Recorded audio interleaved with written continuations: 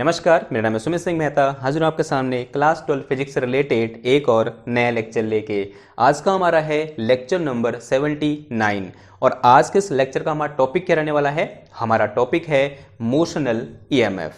इस लेक्चर में हम मोशनल ईएमएफ को सबसे पहले लॉरेंट्ज फोर्स के हेल्प से डिस्कस करेंगे, फिर उसके बाद उसी मोशनल ईएमएफ को हम फैराडे लॉ की हेल्प से भी डिस्कस करेंगे और लास्ट में हम मोशनल ईएमएफ से रिलेटेड कुछ इंपॉर्टेंट क्वेश्चन भी डिस्कस करेंगे। तो ये क्या रहने वाला आज का हमारा पूरा लेक्चर रहने वाला है। तो आप क्या करना है, कॉपी पेन निकालो और हेड डालो क्या, मोशनल ईएमएफ, और उसमें भी उसके नीचे सब हेडिंग डालो मोशनल ईएमएफ फ्रॉम लॉरेंट्ज फोर्स। पहले इसे समझ लेते हैं, फिर फैराडे लॉ से कैसे मोशनल ईएमएफ को हम कैलकुलेट करेंगे, फिर उसको समझेंगे। हेडिंग क्या है हमारे पास, मोशनल ईएमएफ फ्रॉम लॉरेंट्ज फोर्स। तो सबसे पहले यहां पर कुछ अज्यूम कर लो कि मेरे पास क्या है, एक मैग्नेटिक फील्ड है। और कैसा मैग्नेटिक फील्ड है भाई, इस तरह से एक यूनिफॉर्म मैग्नेटिक फील्ड है। तो पहला अजम्पशन क्या है हमारे पास, एक यूनिफॉर्म मैग्नेटिक फील्ड बी है जो कि इस बोर्ड में अंदर की ओर, यानी कैसे है, ऐसे अंदर की ओर है।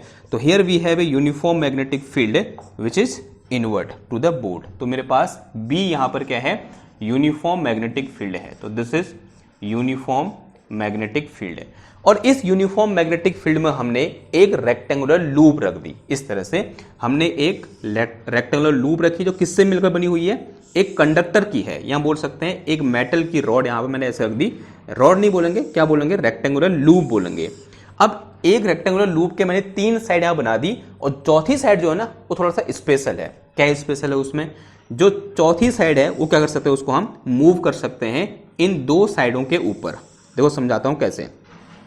अज्यूम कर लो ये पॉइंट क्या है, P है, ये मेरे पास क्या है, Q है, ये मेरे पास क्या है, R है, और यहां ये क्या है, S है। ठीक है, तो ये मेरे पास P Q R S क्या है, एक रेक्टेंगुलर लूप है जो P Q R S है। ये मेरे पास क्या है, एक रेक्टेंगुलर लूप है जो किसकी बनी हुई है, एक कंडक्टर की बनी हुई है। अगर ये कंडक्टर की बनी हुई है तो एक बात तो पक्का है, इनके अंदर क्या होंगे, फ्री इलेक्ट्रॉन्स होंगे और हमने उन्हीं के साथ खेलना है। लेकिन फिलहाल एक खासियत क्या है इस रेक्टेंगुलर लूप की, इसमें जो मेरे पास ये PQ साइड है जो एक रॉड की तरह आपको दिख रही है, ये कैसी है, मूवेबल है। इसको कर सकता हूं, मूव कर सकता हूं इसके ऊपर। तो जो मेरे पास PQ साइड है वो क्या है, मेरे पास मूवेबल रॉड है। तो this is a movable rod. तो जो PQ है वो क्या है, मेरे पास एक मूवेबल रॉड है जो अगेन किसकी बनी हुई है, कंडक्टर की बनी हुई है। ध्यान देना, जब भी मैं बोल रहा हूं कंडक्टर की बनी हुई है, आपके दिमाग में इमेज बननी चाहिए कि इस रॉड के अंदर क्या होंगे, फ्री इलेक्ट्रॉन्स होंगे। इतनी कहानी समझ में आई। अब कहानी थोड़ा सा आगे बढ़ते हैं। अब मैं क्या कराऊंगा, अगर ये रॉड मूवेबल है तो इसको मूव करा दो। फिर मैं क्या करूंगा, इस रॉड को इस डायरेक्शन में, किस डायरेक्शन में भाई, इस डायरेक्शन में v वेलोसिटी से मैंने क्या कराया, मूव कराया। मैंने इस रॉड को पकड़ा, ये रॉड है ऐसे यहां पर रखी हुई है, इसको मैंने इस डायरेक्शन में v वेलोसिटी से मूव कराया। मैंने थोड़ी देर पहले आपसे बोला कि अगर ये रॉड किसकी बनी हुई है, एक कंडक्टर की बनी हुई है, तो इसके अंदर क्या होंगे, फ्री इलेक्ट्रॉन्स होंगे। मैं फ्री इलेक्ट्रॉन को डॉट से दिखा देता हूं। तो इस तरह से क्या है, मेरे पास इसके अंदर फ्री इलेक्ट्रॉन्स हैं। तो ये मेरे पास क्या है, फ्री इलेक्ट्रॉन है जो कि ऐसे ब्लैक डॉट से आपको दिख रहे हैं। अब ध्यान समझना, जब ये रॉड यहां पर रेस्ट में थी तो फ्री इलेक्ट्रॉन भी कहां थे, रेस्ट में थे। लेकिन जैसे ही ये रॉड इस v वेलोसिटी से इधर की ओर मूव करी तो एक बात तो पक्का है, ये जो इलेक्ट्रॉन है इनके अंदर, या मुझसे जो फ्री इलेक्ट्रॉन है वो भी कहां की ओर मूव किए होंगे, इस डायरेक्शन में v वेलोसिटी से मूव किए होंगे। अब इलेक्ट्रॉन क्या है भाई, चार्ज पार्टिकल है, यानी एक चार्ज पार्टिकल इस मैग्नेटिक फील्ड के परपेंडिकुलर क्या कर रहा है, मूव कर रहा है। क्योंकि मैग्नेटिक फील्ड कैसे है, ऐसे अंदर की ओर है, मैग्नेटिक फील्ड ऐसे अंदर की ओर है, और रॉड कैसे मूव कर रही है, ऐसे मूव कर रही है। अगर रॉड ऐसे मूव कर रही है, यानी रॉड की वेलोसिटी ऐसी है, तो इन सारे इलेक्ट्रॉन की वेलोसिटी कैसे है, ऐसे है। इसका मतलब क्या है, यहां पर जो चार्ज पार्टिकल हैं जो इलेक्ट्रॉन के रूप में आपके सामने यहां पर दिख रहे हैं, वो सारे चार्ज पार्टिकल इस मैग्नेटिक फील्ड के परपेंडिकुलर मूव कर रहे हैं। और हम सब जानते हैं फ्रॉम लॉरेंट्ज फोर्स या फ्रॉम लॉरेंट्ज लॉ या फ्रॉम लॉरेंट्ज फोर्स बोलो, क्योंकि उसी के नाम से हमने पढ़ा हुआ है कि जब भी कोई चार्ज पार्टिकल मैग्नेटिक फील्ड के से किसी एक एंगल पर क्या करता है, मूव करता है, तब उस पर एक फोर्स लगता है।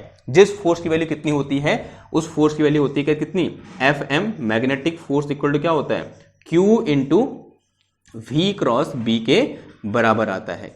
क्या होता है, उस मैग्नेटिक फोर्स की वैल्यू कितनी होती है, Q into V cross B के बराबर होती है।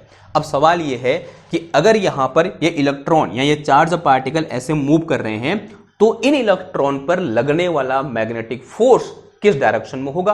तो मैं क्या करूंगा, यहां पर मैं एक इलेक्ट्रॉन को ले रहा हूं, माना मैंने एक इलेक्ट्रॉन को लिया, मैं यहां पर दिखा रहा हूं उस इलेक्ट्रॉन को। ये मेरे पास का इलेक्ट्रॉन है, इसमें कितना चार्ज है, -q चार्ज है, और इसकी वेलोसिटी कहां की ओर है, इस डायरेक्शन में क्या है, इसकी वेलोसिटी है, this is velocity of charge particle, because rod की वेलोसिटी v है तो इलेक्ट्रॉन की वेलोसिटी भी कितनी होगी, v होगी। अब इलेक्ट्रॉन कैसे मूव कर रहा है भाई, ऐसे मूव कर रहा है, मैग्नेटिक फील्ड कैसे है, ऐसे है, तो बताओ फोर्स कहां को लगेगा, फोर्स लगेगा v क्रॉस b की डायरेक्शन में। अब v क्रॉस b कैसे निकालेंगे, उसके लिए मुझे एक और पेन चाहिए। देखो अज्यूम कर लो मैग्नेटिक फील्ड कैसे है, सॉरी अज्यूम क्या कर लिया है, मैग्नेटिक फील्ड कैसे है, ऐसे है, और चार्ज कैसे मूव कर रहा है, ऐसे मूव कर रहा है, किस डायरेक्शन में, इस डायरेक्शन में। हमें निकालना क्या है, v क्रॉस b निकालना है, तो v क्रॉस b का मतलब ऐसे। अभी मेरे को क्या लग रहा है, फोर्स कहां को लगेगा, थंब की डायरेक्शन में नीचे को लगेगा, लेकिन ध्यान देना यहां पर फोर्स नीचे को तब लगता जब चार्ज पार्टिकल कैसा होता, पॉजिटिव होता, लेकिन चार्ज अभी कैसा है, नेगेटिव है। तो जो ये v क्रॉस b आ रहा है तो फोर्स कहां को लगेगा, इसके ठीक उल्टी डायरेक्शन में, यानी कहां की ओर, ऊपर की ओर, क्योंकि यहां पर क्या आ जाएगा, -e आएगा, तो वो क्रॉस प्रोडक्ट की डायरेक्शन क्या कर देगा, चेंज कर देगा। तो v क्रॉस b कहां को आ रहा है, नीचे की ओर, इलेक्ट्रॉन पे कैसा चार्ज होता है, -e के बराबर, तो फोर्स कहां को लगेगा, ऊपर की ओर, यानी इस इलेक्ट्रॉन पर लगने वाला फोर्स कहां को है, ऊपर की ओर है। ये वैल्यू कितनी है मेरे पास, Fm के बराबर है। अब इस Fm की वैल्यू कितनी होगी, magnetic force acting on each electron, n electron. अगर मैं यहां पर लिखूं magnetic force sorry acting on one electron, बताओ कितना हो जाएगा, this will be equal to कितना आ जाएगा, ये एफ एम इक्वल टू कितना आ जाएगा, F M will be equal to, वहां से देखो Q into V cross B, क्योंकि जो कितना आ जाएगा, E आ जाएगा, और V क्रॉस B यानी दोनों के बीच का एंगल कितना है, 90 डिग्री है, तो V cross B equal to कितना हो जाएगा, V इंटू बी के बराबर हो जाएगा।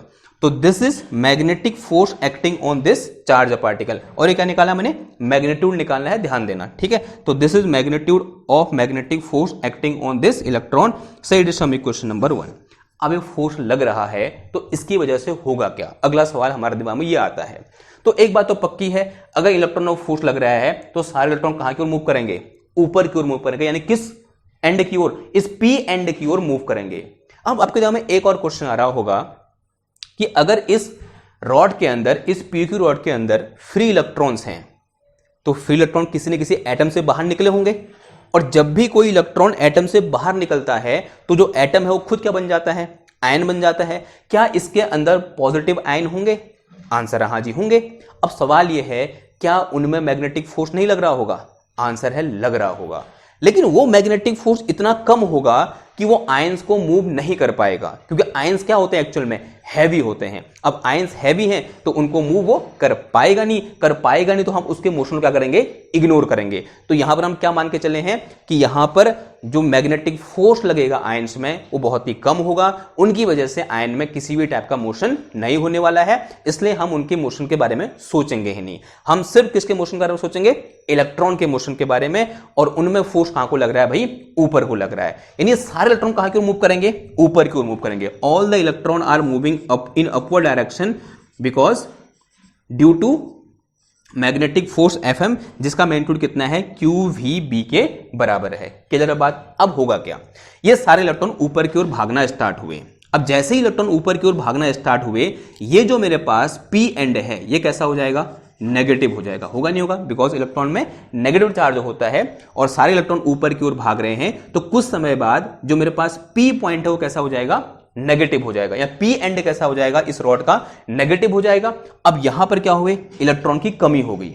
अगर यहां इलेक्ट्रॉन की कमी हो गई तो माना ये इलेक्ट्रॉन कहां चले गए, ऊपर चले गए, तो यहां आयंस तो थे ही पहले से, तो यहां पर किस चार्ज की अधिकता हो जाएगी, पॉजिटिव चार्ज क्या हो जाएगी, यहां पर एक्सेस हो जाएगा, क्योंकि यहां से इलेक्ट्रॉन ऊपर चले गए। अगर यहां से इलेक्ट्रॉन ऊपर चले गए तो ये एंड कैसा हो जाएगा, मेरा पॉजिटिवली चार्ज हो जाएगा, ये एंड पॉजिटिवली चार्ज, और ये एंड क्या हुआ, नेगेटिवली चार्ज हो गया। और ऐसा होते ही यहां पर एक इलेक्ट्रिक फील्ड सेटअप होगा, और किस डायरेक्शन में, P से Q की ओर, क्योंकि यहां क्या है पॉजिटिव, यहां क्या है नेगेटिव, और इलेक्ट्रिक फील्ड कहां से कहां की ओर होता है पॉजिटिव टू नेगेटिव। ऐसा होते ही क्या हुआ, यहां पर इस डायरेक्शन में एक इलेक्ट्रिक फील्ड सेटअप हुआ। लेट अस से इलेक्ट्रिक फील्ड कितना है मेरे पास, E है। तो E मेरे पास क्या है, ऐसे पॉइंट बना के चलेंगे, जो E है मेरे पास वो क्या है electric field setup in conductor in rod PQ। Okay, अब जरा समझना, रॉड अब भी मूव करने में है, ठीक है। अब सब मोशन एक साथ लो, रॉड मूव कर रही है, इलेक्ट्रॉन ऊपर को जा रहे हैं, इलेक्ट्रॉन के ऊपर जाने से ये नेगेटिव हुआ, ये पॉजिटिव हुआ, और इसके नेगेटिव और इसके पॉजिटिव होने से इस डायरेक्शन में एक इलेक्ट्रिक फील्ड क्या हुआ, सेटअप हुआ। अब जरा समझना, ये रॉड कंटिन्यूसली मूव कर रही है। अगर ये रॉड कंटिन्यूसली मूव कर रही है, ये इलेक्ट्रॉन कंटिन्यूसली ऊपर को जा रहे होंगे। अगर ये इलेक्ट्रॉन कंटिन्यूसली ऊपर को जा रहे हैं तो यहां पर लगातार जो नेगेटिव चार्ज है वो बढ़ रहा होगा, और यहां पर लगातार पॉजिटिव चार्ज क्या हो रहा होगा, बढ़ रहा होगा। यानी यहां पर लगातार क्या हो रहा है, जो पॉजिटिव चार्ज है वो बढ़ रहा है, यहां पर लगातार नेगेटिव चार्ज बढ़ रहा है। तो इसका मतलब जो इलेक्ट्रिक फील्ड है वो लगातार क्या हो रहा है, बढ़ रहा है। जो इलेक्ट्रिक फील्ड है मेरा, इलेक्ट्रिक फील्ड जो है वो लगातार क्या हो रहा है, बढ़ रहा है। अगर इलेक्ट्रिक फील्ड लगातार बढ़ रहा है, अब जरा समझना, पहले यहां पर इलेक्ट्रिक फील्ड नहीं था, जैसे ही यहां पर इलेक्ट्रिक फील्ड है इस डायरेक्शन में, अब इन इलेक्ट्रॉन पर अगेन क्या लगेगा, एक दूसरा फोर्स लगेगा, and that force is electrostatic force. Due to this electric field,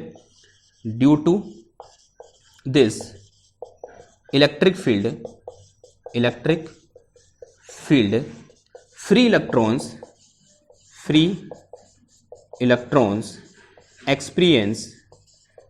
experience an electrostatic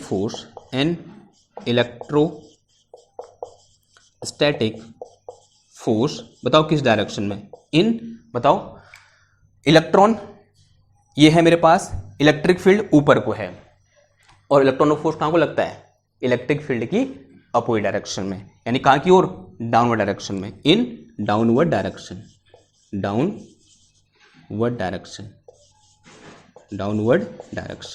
इन नीचे की ओर क्या लगेगा, इन इलेक्ट्रॉन पर फोर्स लगेगा। अब सवाल है उस फोर्स का मैग्नीट्यूड कितना होगा, which is equal to, next time लिखेंगे, जो किसके बराबर होगा बताओ, विच इज इक्वल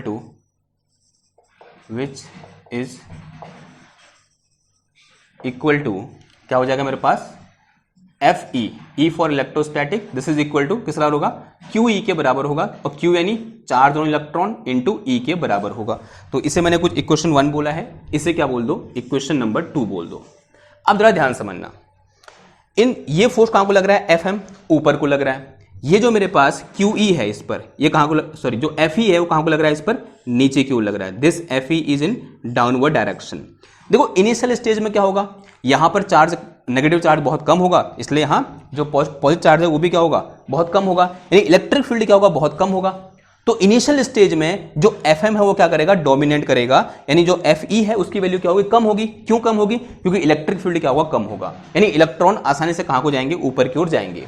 लेकिन जैसे जैसे इलेक्ट्रॉन ऊपर की ओर जाएंगे तो इलेक्ट्रॉन के ऊपर की ओर जाने से यहां पर जो नेगेटिव चार्ज है उसकी वैल्यू इंक्रीज करेगी, और उस वजह से यहां पर जो पॉजिटिव चार्ज है उसकी वैल्यू भी इंक्रीज करेगी, और उसकी वजह से क्या होगा, यहां पर जो सेटअप इलेक्ट्रिक फील्ड है उसकी वैल्यू इंक्रीज करेगी।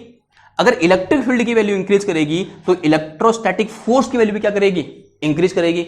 लेकिन ध्यान देना है, ये जो मेरे पास FM है, यहां E कांस्टेंट है, V कांस्टेंट है, B कांस्टेंट है, यानी इसकी वैल्यू क्या है, कांस्टेंट है। इसकी वैल्यू तो चेंज हो नहीं रही है, लेकिन Fe की वैल्यू क्या हो रही है, लगातार क्या हो रही है, बढ़ रही है। और एक ऐसी कंडीशन आएगी जहां पर ये FM और Fe दोनों क्या हो जाएंगे, बराबर हो जाएंगे। FM तो यहीं रहेगा, लेकिन Fe बढ़ते बढ़ते कहां पहुंच जाएगा, FM के बराबर पहुंच जाएगा। और जैसे ही ये FM के बराबर होगा, इस इलेक्ट्रॉन पर लगने वाला नेट फोर्स कितना हो जाएगा, 0 हो जाएगा। जैसे ही इलेक्ट्रॉन पर लगने वाला नेट फोर्स 0 हुआ, अब यहां पर इलेक्ट्रॉन का मोशन बंद हो गया। क्लियर है बात। तो उस कंडीशन को हम क्या बोलेंगे, जहां पर Fe किसके बराबर होगा, FM के बराबर होगा, उस कंडीशन को हम बोलते हैं क्या, कंडीशन ऑफ इक्विलिब्रियम। तो एट इक्विलिब्रियम हमारे पास क्या होगा, जो Fe होगा किसके बराबर होगा, FM के बराबर होगा। तो Fe इक्वल टू कितना आ गया, Fm आ गया। दोनों की वैल्यू पुट करो। Fe की वैल्यू मेरे पास कितनी है यहाँ पर, Q इंटू ई के बराबर है, और Fm की वैल्यू कितनी है मेरे पास यहाँ, E V velocity of rod, और इंटू कितना है, B के बराबर है। Q से Q कैंसिल हो गया, तो E इक्वल टू कितना आ गया मेरे पास, V इंटू बी के बराबर आ गया। Set is some equation number 3। इसे क्या बोल दो, इक्वेशन नंबर 3 बोल दो। अब जरा समझना, जैसे ये कंडीशन आएगी, अब ये इसका यहां पर जो इलेक्ट्रॉन का ऊपर जाना क्या हो गया, बंद हो गया। अगर यहां पर इलेक्ट्रॉन को ऊपर को जाना बंद हो गया, यानी यहां पर क्या हो जाएगा, ये जो टर्मिनल है इसका, या बोलते हैं ये जो एंड है इस रॉड का, पी एंड है, ये क्या हो जाएगा, नेगेटिव, और ये क्या हो जाएगा, पॉजिटिव, जो क्या है इसकी फिक्स वैल्यू हो जाएगी। यहां कुछ नेगेटिव, माना यहां मेरे पास माइनस का 2 कूलम नेगेटिव आ गया, यहां माइनस प्लस का 2 कूलम कैसा आ गया, पॉजिटिव आ गया। यानी यहां पर क्या हुआ, एक पोटेंशियल डिफरेंस क्या हो जाएगा, क्रिएट हो जाएगा। अगर एक पोटेंशियल डिफरेंस क्रिएट हो रखा है, इसका मतलब यहां पर क्या है, एक ईएमएफ क्या हो गया है, इंड्यूस हो गया है। ये जो मेरे पास एंड है, या बोलते हैं ये जो एंड है इस रॉड का, क्यू एंड है, ये कैसा हो जाएगा, पॉजिटिव, और जो पी एंड है वो कैसा हो जाएगा, नेगेटिव। यानी यहां पर क्या हो गया है, एक पोटेंशियल डिफरेंस, या बोल सकते हैं एक ईएमएफ क्या हो गया है, इंड्यूस हो गया है, और उसी ईएमएफ को हम क्या बोलते हैं, मोशनल ईएमएफ बोलते हैं। अब सवाल यह है कि हम उसे मोशनल ईएमएफ क्यों बोलते हैं। आपको आंसर मिल ही गया होगा, वो क्यों इंड्यूस हो रहा है, इस रॉड के मोशन की वजह से क्या हो रहा है, इंड्यूस हो रहा है। अब उसकी वैल्यू कितनी होगी फिर, अगर मैं ये बोलूं, लेट अस से यहां से यहां तक लेंथ कितनी है रॉड की, अगर इसकी लेंथ L है, then since we know that potential difference यहाँ electric field E equal to क्या होता है, V अपॉन L होता है, नहीं होता है, आंसर हाजी होता है। अगर मैं ये बोलूं P और Q के बीच का पोटेंशियल डिफरेंस कितना है, V है, और इसकी लेंथ कितनी है, L है, तो electric field E equal to क्या होता है, V अपॉन L होता है, from the definition of potential gradient, जो हमने चैप्टर नंबर 1 में डिस्कस किया था, या 2 में, सॉरी पोटेंशियल वाला जो हमने चैप्टर था ना वहां डिस्कस किया था, चैप्टर नंबर 2 में। तो इलेक्ट्रिक फील्ड और पोटेंशियल डिफरेंस के बीच क्या रिलेशन होता है, electric field E equal to potential difference divided by distance sorry. तो यहां से मेरे पास इस E को पुट करो इधर पे, तो कितना आ गया ये, V upon L equal to V into B आ गया। तो potential difference V is equal to कितना आ गया, V B L आ गया, और यही पोटेंशियल डिफरेंस क्या कहलाता है, मोशनल ईएमएफ कहलाता है। ठीक है, क्योंकि हम जानते हैं फॉर ओपन सर्किट जो मेरे पास पोटेंशियल डिफरेंस होता है वही ईएमएफ के बराबर होता है। तो this potential difference, this is called motional EMF. इसी को हम क्या बोलते हैं, मोशनल ईएमएफ बोलते हैं। ठीक है, ये बात समझ में आ रही है। ठीक है, एक इंपॉर्टेंट डिस्कशन हमने यहां पर क्या किया, खत्म किया कि किस तरह से यहां पर कॉन्सेप्ट आया किसका, मोशनल ईएमएफ का। मैं 1 मिनट मैं पंखा चला के आता हूं।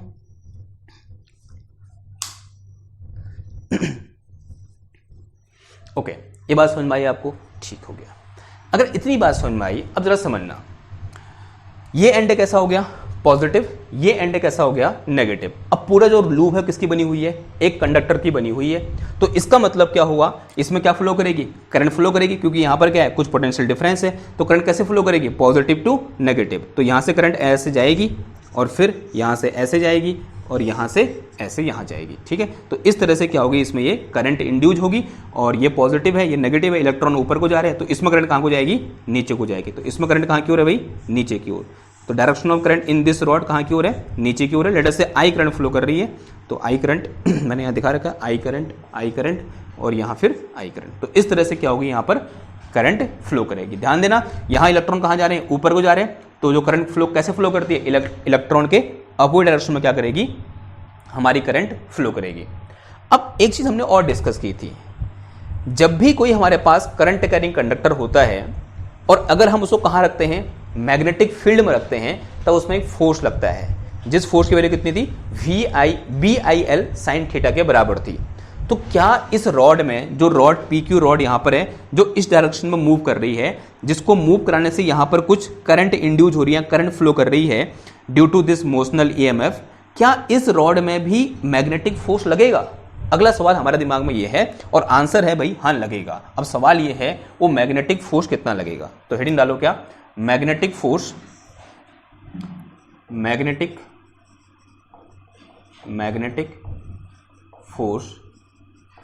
Acting on rod PQ rod पर लगने वाला मैग्नेटिक फोर्स कितना होगा। Since we know from the formula और we can say from our discussion this magnetic force will be equal to कितना आ जाएगा बताओ, BIL साइन थीटा के बराबर आ जाएगा, जहां पर थीटा क्या है, angle between L and B है, और L किसके डायरेक्शन होता है, करंट की डायरेक्शन में, यानी L कैसे है यहां पर, ऐसे नीचे की ओर है, ठीक है, और मैग्नेटिक फील्ड कैसे है, ऐसे अंदर की ओर, तो एंगल कितना हो गया यहाँ पर 90 हो गया, तो थीटा इक्वल टू कितना है यहाँ पर 90 डिग्री है, तो F इक्वल टू कितना आ जाएगा मेरे पास, BIL के बराबर आ जाएगा, ठीक है। अब मुझे क्या करना है, फिर यहां पर I की वैल्यू निकालनी है और उठा के पुट करनी है, L ही L है, ठीक है, यहां से लेकर यहां तक, तो मैं इसको ऐसा वाला L बना दे रहा हूं। तो say it is some question number 3 हो गया था, इसको 4 बोल दो और इसे हम क्या बोल देंगे, इक्वेशन नंबर 5 बोल देंगे, ठीक है, किधर है बात। तो magnetic force acting on the rod PQ कितना आ गया, F इक्वल टू BIL के बराबर आ गया। अब मैं क्या यहां से I निकाल सकता हूं, अगर मैं ये बोलूं if R is resistance of rod PQ, then बताओ भाई इसमें फ्लो करने करंट कितना आ जाएगा बताओ, I इज इक्वल टू क्या होता है, V upon R from Ohm's law, I is equal to V upon R, यानी V कितना है मेरे पास, ये दिया हुआ है, अपॉन में कितना आ जाएगा, R आ जाएगा, तो V की वैल्यू कितनी है यहाँ पर, VBL, और अपॉन में कितना आ गया, R आ गया। अब एक काम करो, इस I की वैल्यू उठाओ, कहाँ पुट कर दो, इक्वेशन नंबर 5 में, तो इस पर लगने वाला फोर्स F इक्वल टू कितना आ गया, BL इंटू कितना आ गया, VBL, अपॉन में कितना आ गया, R आ गया, तो यहाँ से लगने वाला फोर्स F इक्वल टू कितना आ जाएगा, B square VL square, upon में कितना आया, R आ गया। तो this is magnetic force acting on this PQ rod. अब सवाल ये है, ये मैग्नेटिक फोर्स लगेगा कहां की ओर, तो उसके लिए अगेन मुझे इस फॉर्मूले में जाना पड़ेगा। तो ये फॉर्मूला क्या है मेरे पास, देखो, तो डायरेक्शन ऑफ फोर्स, इसको क्या बोल दो, F1 बोल दो, ठीक है, FM तो मैंने इसको दिखा रखा है, मतलब मैग्नेटिक फोर्स इसको दिखा रखा है, इसको क्या बोल दो, F1, ठीक है। तो डायरेक्शन ऑफ F1 बताओ कहां की ओर होगी, कैसे करोगे, अगेन इस फॉर्मूले का यूज करो, तो यहां से F1 इक्वल टू मैं क्या लिख सकता हूं, देखो I L क्रॉस B लिख सकता हूं, L क्रॉस B होता है या B क्रॉस L होता है, ठीक है, क्या होता है, L cross B, I L cross B, ये फॉर्मूला होता है हमारे पास, इसका वेक्टर फॉर्म ये होता है। अब जरा समझो, यहां पर L किसकी डायरेक्शन में, करंट की डायरेक्शन में, यानी L कहां की ओर है, ऐसे नीचे की ओर है, मैग्नेटिक फील्ड कैसे है, ऐसे इधर की ओर है, तो मैं निकालना क्या है, L क्रॉस B, तो L क्रॉस B यानी कहां की ओर आया, इधर की ओर आया, यानी यहां पर लगने वाला मैग्नेटिक फोर्स कहां की ओर है भाई, इधर की ओर है, तो दिस इज अवर F1, कहां की ओर लग रहा है, इधर की ओर लग रहा है, तो this is F1 force acting on this direction, किधर है बात, ओके। अब देखो जरा समझना, क्वेश्चन कभी कभी यह आता है कि मुझे इस रॉड को यहां पर एक कांस्टेंट वेलोसिटी से मूव कराना है, तो मुझे मिनिमम कितना फोर्स लगाना पड़ेगा। अगर इसकी वेलोसिटी कांस्टेंट है तो इसका मतलब एक्सेलरेशन 0 है, अगर एक्सेलरेशन 0 है इसका मतलब क्या हुआ, यहां पर लगने वाला नेट फोर्स 0 है, यानी to move this rod with a constant velocity we have to apply a same amount of force in this direction, ताकि यहां पर नेट फोर्स कितना हो जाए, 0 हो जाए। तो मुझे क्या करना पड़ेगा, सेम अमाउंट ऑफ फोर्स यानी F1 अमाउंट ऑफ फोर्स यहां को लगाना पड़ेगा, ताकि नेट फोर्स 0 हो जाए, नेट फोर्स 0 होने से एक्सेलरेशन 0 हो जाए, और एक्सेलरेशन 0 से क्या हो जाएगी, इसकी वेलोसिटी क्या हो जाएगी, कांस्टेंट हो जाएगी। और अगर आपसे कभी पूछे कि बताओ भाई अगर मुझे इसे एक कांस्टेंट वेलोसिटी से इधर की ओर मूव कराना है, कांस्टेंट v वेलोसिटी से यहां की ओर मूव कराना है, तो मुझे यहां पर मिनिमम कितना फोर्स लगाना पड़ेगा, आंसर है मिनिमम मुझे इतना फोर्स लगाना पड़ेगा। अगर इससे कम फोर्स होगा तो ये मूव ही नहीं करेगा, अगर इससे ज्यादा फोर्स होगा तो ये एक्सेलरेट कर जाएगा, इसकी वेलोसिटी कांस्टेंट नहीं होगी, और ये सारी कैलकुलेशन किसके लिए है, कांस्टेंट वेलोसिटी के लिए है। तो ये आपको करना है, हमेशा ध्यान रखना है। तो this is force acting on this PQ rod, clear है बात इतनी, ओके। इतनी बात क्लियर है, तो अभी तक हमने जो भी डिस्कशन किया वो किसके हेल्प से किया, यहां पर हमने किसका यूज किया, लॉरेंस फोर्स का यूज किया। अब थोड़ा सा आगे बढ़ते हैं, इसको दूसरे तरीके से सोचते हैं, किसकी हेल्प से, फैराडे लॉ की हेल्प से। तो हिंट डालो क्या, motional EMF from Faraday law, ये हो गया है ना, ठीक है। इसमें कोई डाउट है आप मुझसे पूछ सकते हो व्हाट्सएप, उसे डाउट होना नहीं चाहिए क्योंकि सिंपल सा क्या है एक्सप्लेनेशन है, बस कैलकुलेशन ज्यादा नहीं है, यहीं पर समझना है कि किस तरह से ये कंडीशन आ रही है। अगर ये कंडीशन समझ में आ गई है तो फिर ये तो फिर कुछ है ही नहीं आपके लिए, ठीक है, क्लियर बात। अब नेक्स्ट इन डालो क्या, motional EMF from Faraday law. देखो भाई अगेन अज्यूम कर लो कि मेरे पास क्या है यहां पर इस तरह से एक यूनिफॉर्म मैग्नेटिक फील्ड है, इस तरह से, जो कि इस बोर्ड में ऐसे अंदर की ओर है। मैंने क्या रख दिया इसमें, एक रेक्टेंगुलर लूप रख दिया, जैसे कि थोड़ी देर पहले मैंने रखा था, सेम लूप है, इस तरह से मैंने रख दी। इसकी 3 साइडें कैसी है, फिक्स हैं, और एक साइड की खासियत क्या है कि उसको क्या कर सकता हूं मैं, इसके ऊपर मूव करा सकता हूं। तो ये मेरे पास क्या है भाई, PQ साइड है, यहाँ PQ एक रॉड है जो कि एक कंडक्टर की बनी हुई है, और ये पूरी चीज क्या है, कंडक्टर की बनी हुई है। इस पॉइंट को मैंने P बोल दिया, इसे मैंने Q बोल दिया, इसे मैंने R बोल दिया, इसे मैंने S बोल दिया। इनिशियली ये जो रॉड है कहाँ है, एक फिक्स्ड पोजीशन पर है, या बोलते हैं मोशन नहीं करिए, इनिशियली कहां पर है, रेस्ट पर है। तो इसका कुछ ना कुछ एरिया है भाई, ये मेरे पास क्या है, एक एरिया है PQRS, एक रेक्टेंगुलर लूप है, तो इसका कुछ ना कुछ एरिया है। और ये एरिया कहां पर रखा हुआ है, इस तरह से इस मैग्नेटिक फील्ड में रखा हुआ है। इसका मतलब इससे कुछ फ्लक्स पास कर रहा है, आपको साफ साफ दिख रहा है, कुछ मैग्नेटिक फील्ड लाइन यहां पर इस डायरेक्शन में क्या कर रही है, पास कर रही है। हाँ जी कर रही है। क्या वो मैग्नेटिक फील्ड लाइन टाइम के साथ चेंज हो रही है, आंसर है नहीं हो रही है, because this is uniform magnetic field, और ये भी मूव कर नहीं रहा है। लेकिन जैसे मैं क्या करूंगा, इस रॉड को यहां पर मूव कराऊंगा, समझना जरा, जैसे मैं इस रॉड को यहां पर मूव कराऊंगा, रॉड को मूव कराते ही ये एरिया क्या हो जाएगा, चेंज हो जाएगा। अगर ये एरिया चेंज हो जाएगा तो इस एरिया से पास करने वाला मैग्नेटिक फ्लक्स भी क्या हो जाएगा, चेंज हो जाएगा। क्यों चेंज होगा, because magnetic flux phi is equal to क्या होता है, BA कॉस थीटा के बराबर होता है। इस केस में थीटा इक्वल टू कितना है मेरे पास, 0 डिग्री है, बिकॉज एरिया वेक्टर भी ऐसे होगा और मैग्नेटिक फील्ड भी ऐसे है, तो थीटा इक्वल टू कितना है, 0 है, तो फाई इज इक्वल टू कितना है मेरे पास, BA के बराबर है। अब यहां पर जो B है वो तो कांस्टेंट है, लेकिन एरिया क्या हो जाएगा, चेंज हो जाएगा जैसे मैं इसको मूव कराऊंगा। मान लिया मैं इसको V वेलोसिटी से क्या करा रहा हूं, इधर की ओर मूव करा रहा हूं, मैंने इसको पकड़ा और V वेलोसिटी से इधर की ओर मूव कराया। जैसे मूव कराऊंगा एरिया में क्या आएगा भाई, चेंज आएगा। एरिया में चेंज आएगा तो मेरा फ्लक्स भी क्या हो जाएगा, चेंज हो जाएगा। और जैसे ही फ्लक्स चेंज होगा, यहां पर इस रॉड में क्या इंड्यूस होगा, एक EMF इंड्यूस होगा। ये कौन कहता है, फैराडे का लॉ कहता है। And that induced EMF will be equal to, E equal to कितना आ जाएगा, d फाई बाई dt के बराबर आ जाएगा, माइनस का आएगा नहीं। This statement is a statement of Faraday law, कि जब भी किसी क्लोज लूप से पास करने वाला मैग्नेटिक फ्लक्स चेंज होता है, तब उस लूप में क्या होती है, एक करंट इंड्यूस होती है, या बोल सकते हैं उस लूप में एक EMF इंड्यूस होता है, जिस वजह से उस लूप में एक इंड्यूस्ड करंट फ्लो करती है। ये क्या है हमारे पास, फैराडे का स्टेटमेंट है। तो सेम चीज यहां पर हो रही है। मैंने इस रॉड को पकड़ा, पहले रेस्ट में थी, यहां पर एरिया न तो एरिया चेंज हो रहा है, न मैग्नेटिक फील्ड चेंज हो रहा है, तो यहां पर कोई EMF भी इंड्यूस नहीं हो रहा है। मैंने पकड़ा इसको, ऐसे इधर की ओर धक्का दिया, या बोलते हैं ऐसे इधर की ओर इसको मूव कराया एक कांस्टेंट वेलोसिटी V से। जैसे मूव कराऊंगा, मूव कराते ही क्या हुआ, यहां पर एरिया चेंज हो गया। अगर एरिया चेंज हुआ तो फ्लक्स चेंज हो गया, मैग्नेटिक फ्लक्स चेंज हो गया। मैग्नेटिक फ्लक्स चेंज हुआ तो फैराडे जी सामने आ गए, उन्होंने बोला कि भाई अगर मैग्नेटिक फ्लक्स चेंज हो रहा है तो EMF इंड्यूस होगा। फिर पूछा गया कितना EMF इंड्यूस होगा, कहा भाई इतना EMF क्या होगा, इंड्यूस होगा, E is equal to minus d phi by dt के बराबर EMF यहां पर इंड्यूस होगा ही होगा। किधर है इतनी बात। अब क्वेश्चन ये है, बताओ भाई ये EMF की वैल्यू होगी कितनी। अज्यूम कर लो किसी एक इंस्टेंट पर ये जो यहां से यहां डिस्टेंस है वो कितनी है, x है, और ये x चेंज होगा, जैसे मैं इधर को लाऊंगा ये x की वैल्यू क्या होगी, चेंज होगी। और अज्यूम किया यहां से यहां तक ये मेरे पास क्या है, डिस्टेंस कितनी है, l है, या इसकी लेंथ कितनी है, रॉड की l है, जो हमने पहले भी ली थी, ठीक। अब देखो किसी एक इंस्टेंट पर, इस इंस्टेंट पर जब ये यहां पर है, इसका एरिया A इक्वल टू कितना हो जाएगा बताओ, रेक्टेंगल है, एरिया इक्वल टू क्या हो जाएगा, x इंटू एल हो जाएगा, या फिर l इंटू एक्स हो जाएगा। तो अगर मैं यहां से फाई निकालूं तो फाई इक्वल टू कितना आ जाएगा, BLX आ गया, कितना आ गया, BLX।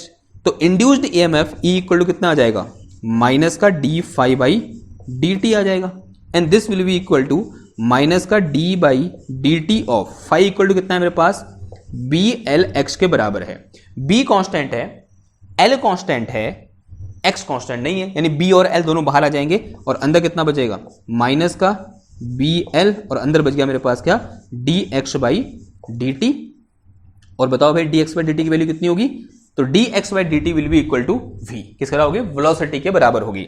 अब जरा ध्यान समझना, जो वेलोसिटी है वो किस डायरेक्शन में है, नेगेटिव डायरेक्शन में है। और जैसे ही रॉड इधर को आ रही है, इस एक्स में कैसा चेंज आ रहा है, पॉजिटिव या नेगेटिव, आंसर है नेगेटिव चेंज आ रहा है। इसका मतलब जो वेलोसिटी v होगी किसके बराबर होगी, माइनस का d x by d t के बराबर होगी।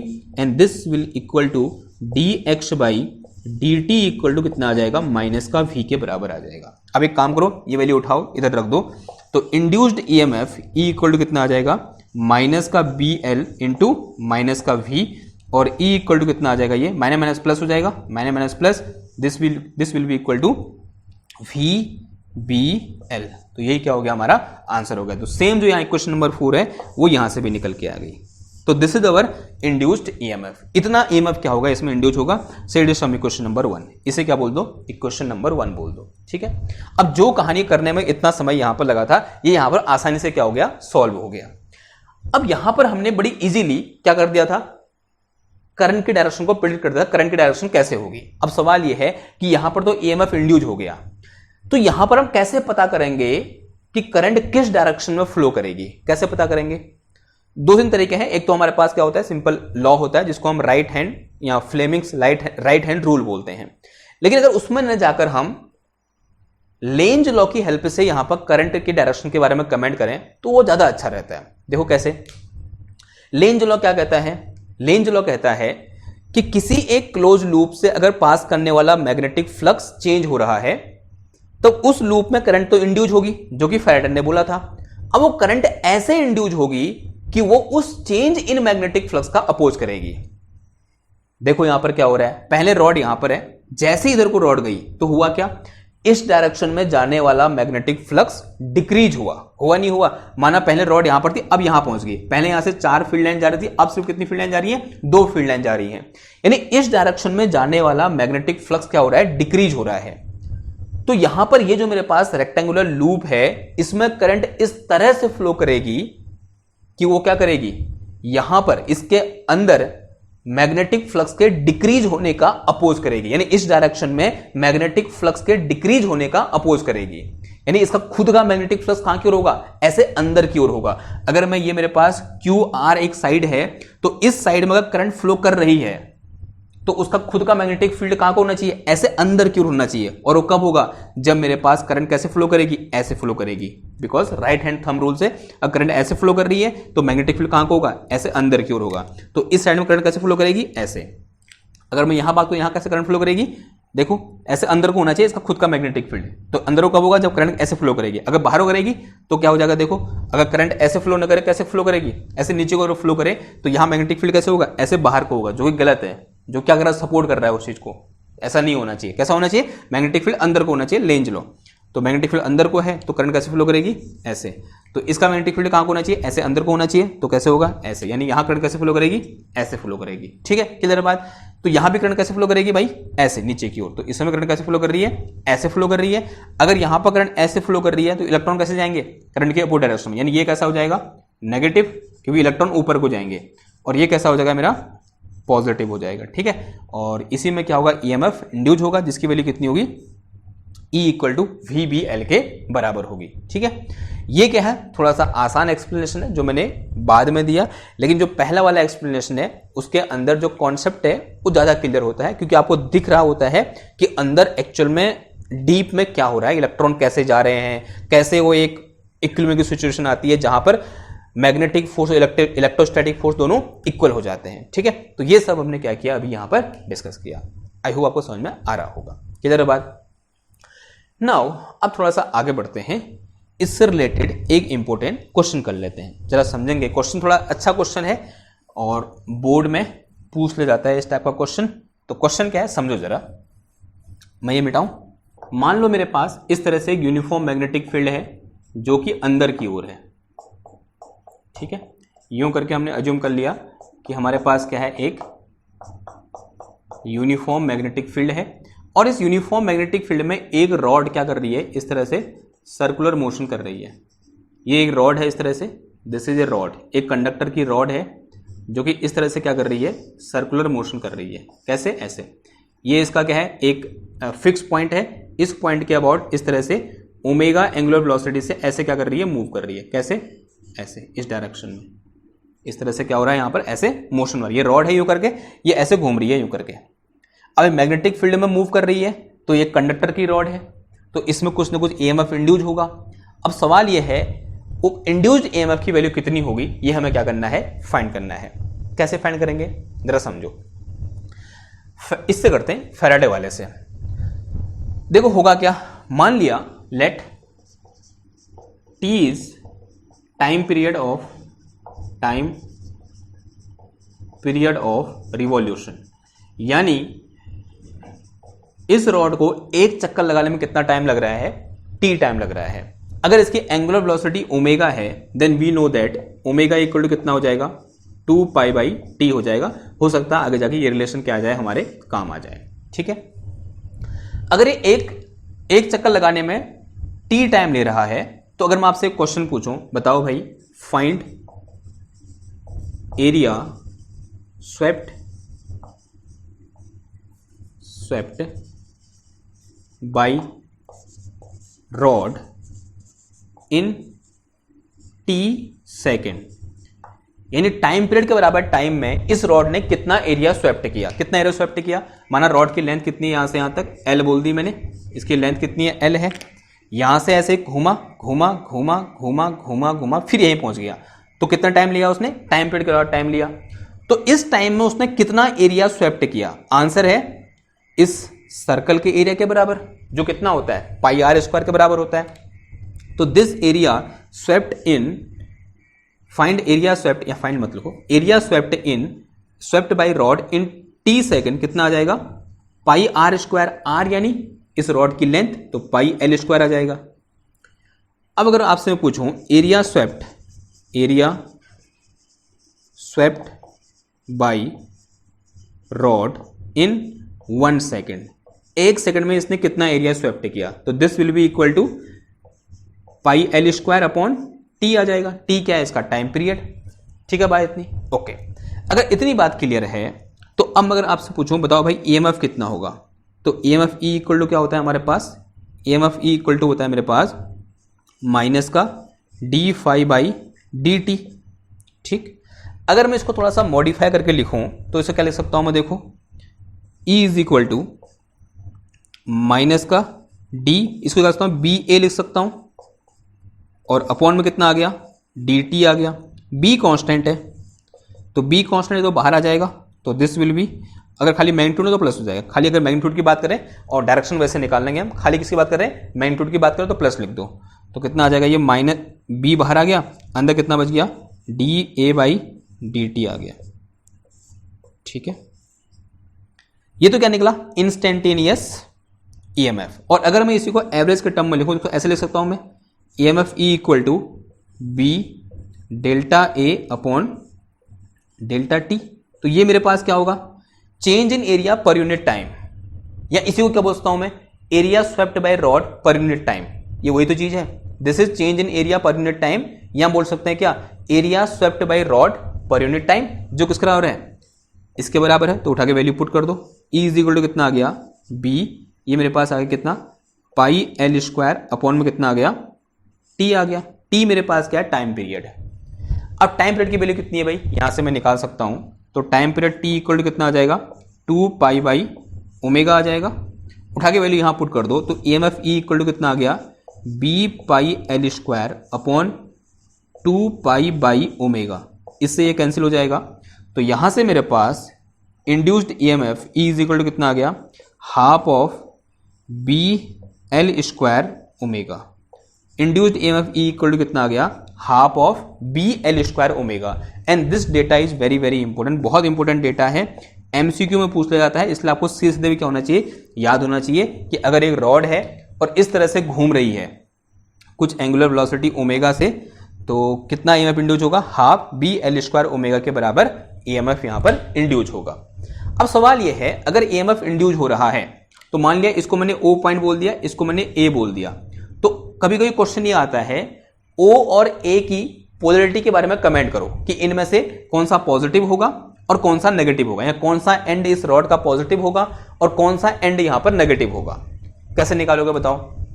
अब जरा समझना, इस पर्टिकुलर पॉइंट पर ये रॉड ऐसे जा रही है, यानी मैंने अगर इसका एक इलेक्ट्रॉन लूं, इस इलेक्ट्रॉन की लीनियर वेलोसिटी कहां को होगी, इस direct tangent to the path होती ना, तो उसकी लीनियर वेलोसिटी कहां को होगी, इधर की ओर होगी। तो लीनियर वेलोसिटी है कैसे, ऐसे इस डायरेक्शन में।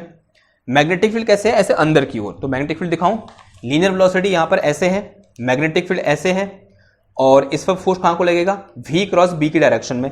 तो v क्रॉस b यानी इस डायरेक्शन में लग रहा है, और नेगेटिव चार्ज था इलेक्ट्रॉन में, तो फोर्स कहां को लग रहा है, इधर की ओर लग रहा है। तो इलेक्ट्रॉन कहां की ओर भागेंगे, इधर की ओर भागेंगे। अगर इलेक्ट्रॉन यहां की ओर भागेंगे तो ये साइड कैसा हो जाएगा, नेगेटिव, और ये साइड कैसा हो जाएगा, पॉजिटिव। यानी कुछ टाइम के बाद ये जैसे मूव करेगा तो इसकी पोलरिटी कैसी होगी, नेगेटिव, और इसकी पोलरिटी कैसी होगी, पॉजिटिव। ठीक है, और इसमें करंट कैसे फ्लो करेगी, यहां से यहां की ओर, A to O। Direction of current क्या हो जाएगा, A to O। करंट कैसे फ्लो करेगी, ऐसे। अगर इलेक्ट्रॉन ऐसे फ्लो कर रहे हैं तो ऑब्वियसली बात है करंट कैसे फ्लो करेगी, इन दिस डायरेक्शन, यानी A से O की ओर क्या करेगी, करंट फ्लो करेगी। और A की पोलरिटी कैसी होगी, नेगेटिव, और O की कैसी होगी, पॉजिटिव। ठीक है, आपको ऐसा लग सकता है कि भाई ये कैसा हो रहा है, क्या हो रहा है कि करंट नेगेटिव से पॉजिटिव कैसे फ्लो कर रही है, लेकिन ध्यान देना है यहां पर नेगेटिव क्यों हुआ है, क्योंकि इलेक्ट्रॉन यहां की ओर फ्लो कर रहे हैं। अगर इलेक्ट्रॉन यहां की ओर फ्लो कर रहे हैं तो ऑब्वियसली बात है करंट कैसे फ्लो करेगी, इलेक्ट्रॉन के उल्टी डायरेक्शन में, यानी जिस डायरेक्शन में इलेक्ट्रॉन फ्लो कर रहे हैं उसके ठीक अपोजिट डायरेक्शन में। तो इसलिए मैं यहां बोल पा रहा हूं कि करंट कैसे फ्लो करेगी, A to O फ्लो करेगी, और इलेक्ट्रॉन कैसे फ्लो करेंगे, O से A की ओर फ्लो करेंगे। तो ये कैसा हो जाएगा, नेगेटिव, ये एंड नेगेटिव और ये एंड पॉजिटिव हो जाएगा। ठीक है, तो ये क्या है, हमारा EMF से रिलेटेड एक अच्छा सा क्वेश्चन है। आई होप आपको पूरा लेक्चर समझ में आया होगा। एक अच्छा लेक्चर है, एक इंपॉर्टेंट लेक्चर है। अगर समझ में आया तो फिर कर दो फिर लाइक, शेयर और सब्सक्राइब।